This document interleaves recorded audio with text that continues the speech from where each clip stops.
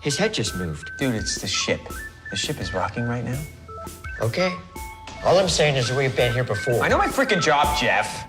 Well, guys, can we not fight? We're almost there, okay?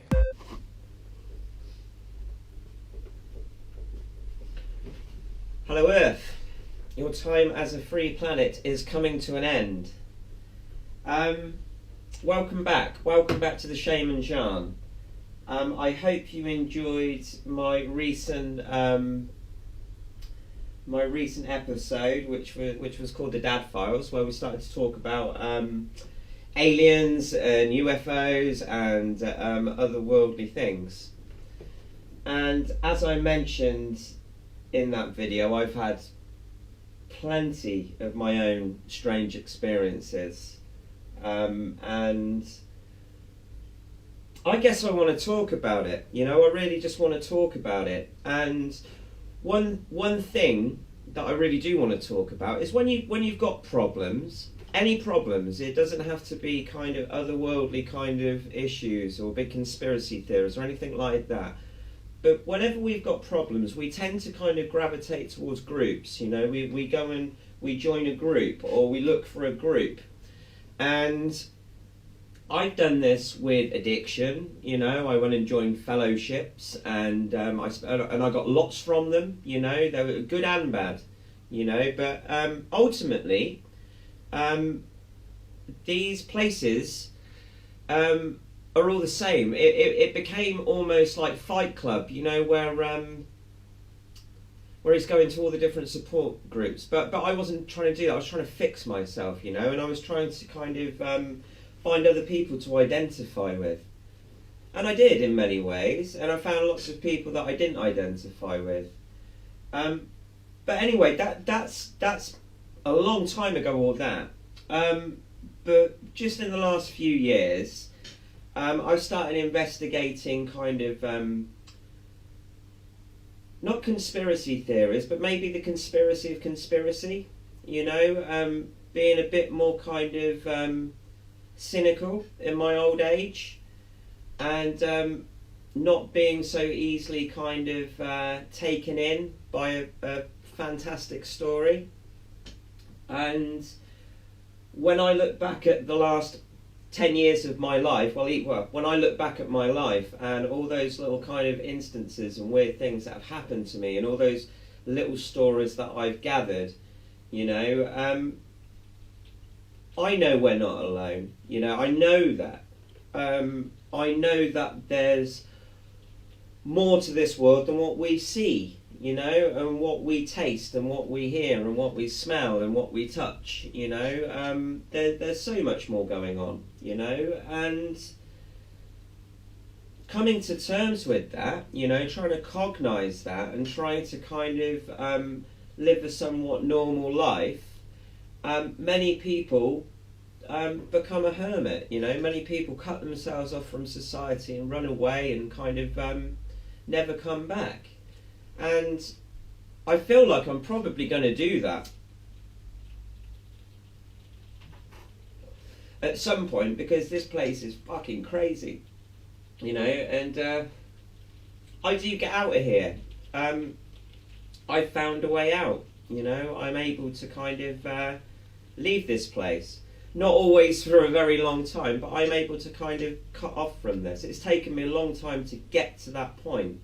I often say that when I was a kid, the teacher would always tell me to sit still and be quiet, you know, and it's taken me nearly 40 years to take that bit of advice. And when I am still and quiet, that's when all the answers come, you know. And when you drift back into this kind of place after that, it can be really, really overwhelming, you know. And you can become aware, or I become aware, as I'm moving back out of deep meditation, and all these little parts of me are switching back on, all these different parts of my brain and my body and my reality, you know. We've all got so much going on. I mean, I don't have a great deal going on, but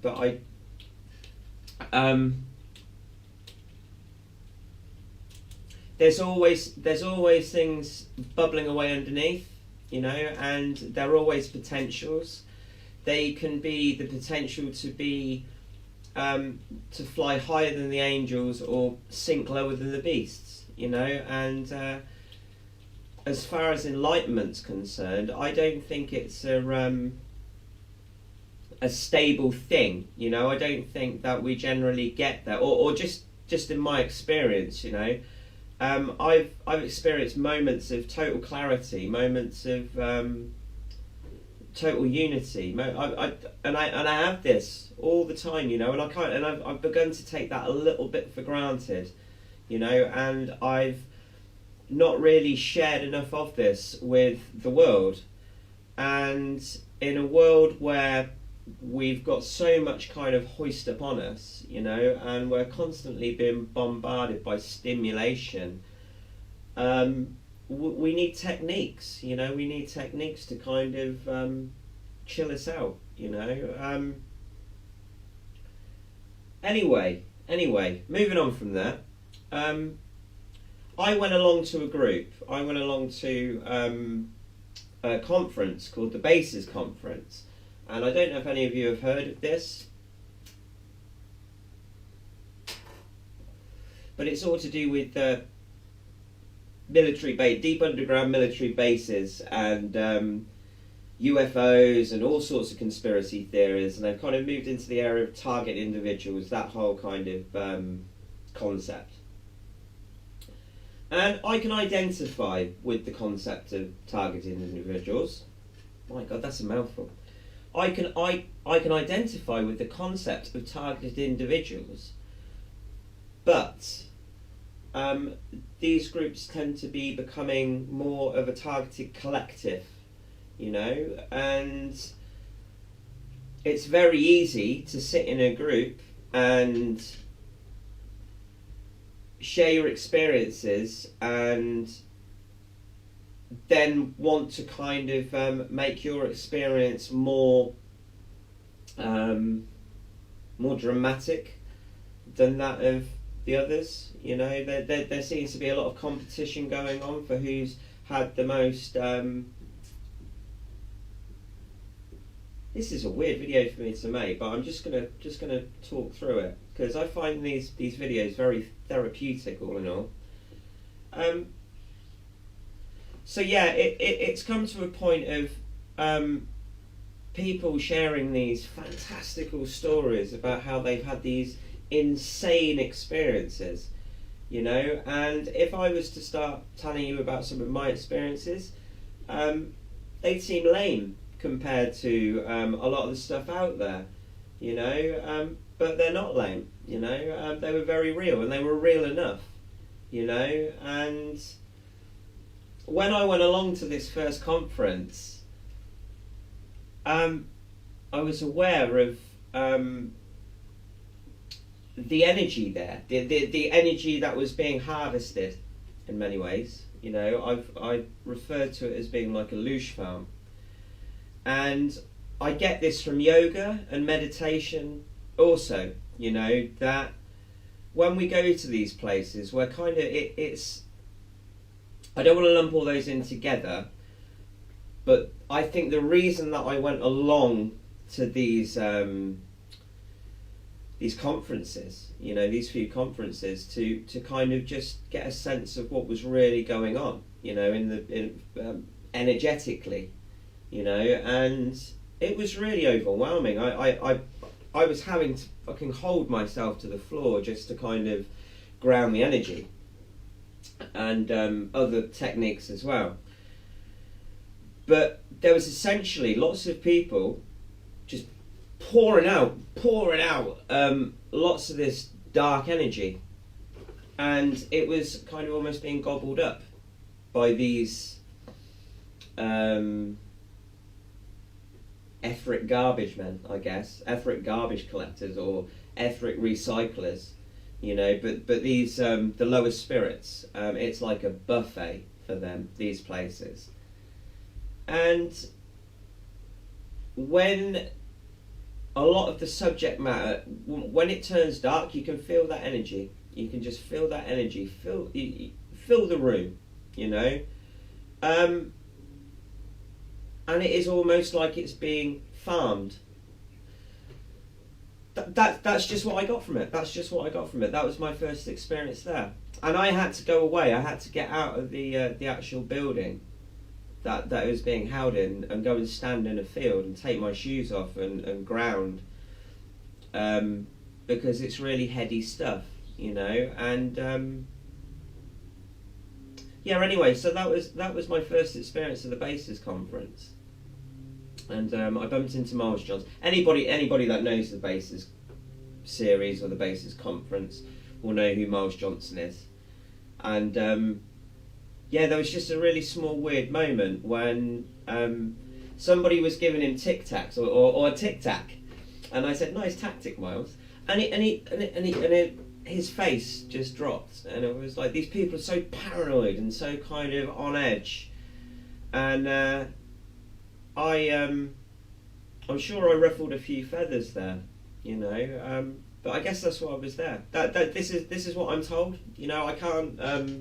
I'm going to sound like a total lunatic now, but I get sent on these little missions. I go to these places. I experience these things. I felt like I was there to anchor some sort of energy in that day, you know, or to help anchor some sort of energy in that day.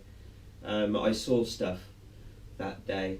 But what happened after the conference was more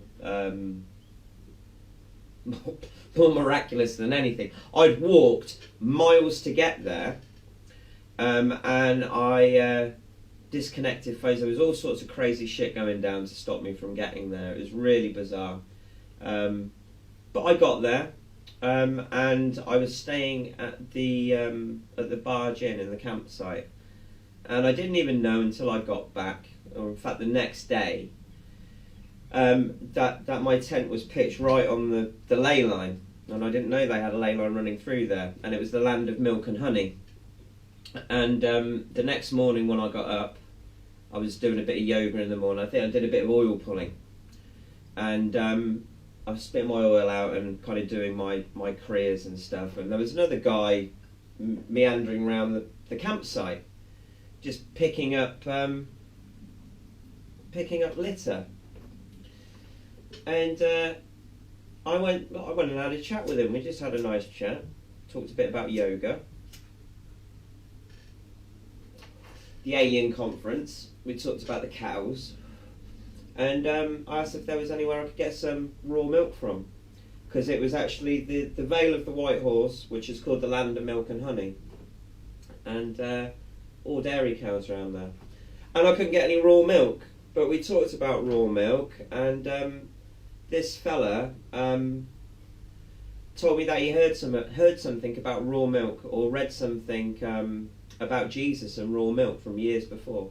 Well, obviously, if it was Jesus and it was years before, if you believe he was a historical person.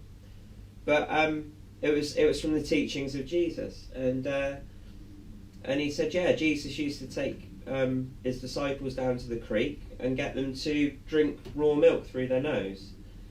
And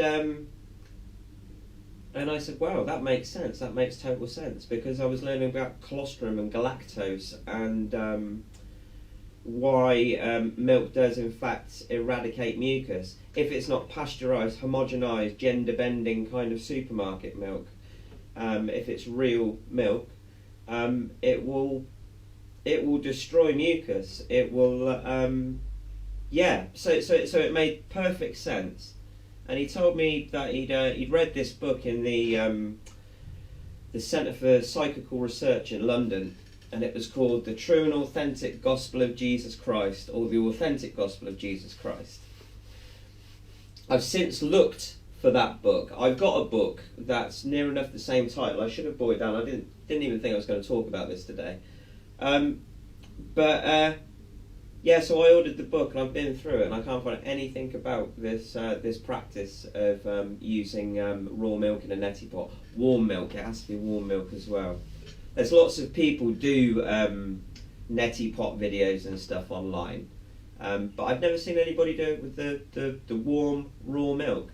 Goat's milk, maybe. I think I've seen a few yogis do that. That's probably the same It's the same logic, you know, it really is. And it is a phenomenal practice. I was actually going to make a video. I may still make a video of me doing it, but it's a bit kind of intimate, to be honest. But yeah, that's the way this practice come into my life. And that came on the outskirts of when I went to go to this alien conference, this first alien conference, this basis conference. And like I say, I saw a few weird things go on and some crazy stuff go on. But yeah, spent the night on a ley line. The next morning I spoke to the most random person in the world. His name was Raspberry, actually. So that can probably be corroborated.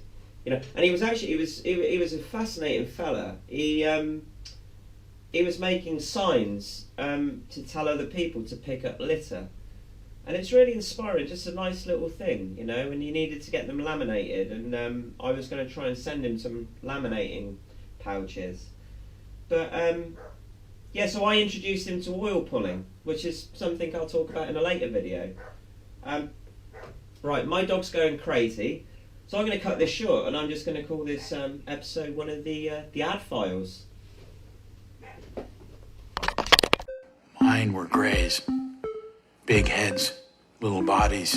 Mine look like Ryan Gosling, or like a young Paul Newman, but albino and 9 feet tall. The reptilians are the ones you have to watch out for, Ozzy. The others are inconsequential. Gotta be kidding. Now you can't say stuff like that. Take your head out of your ass.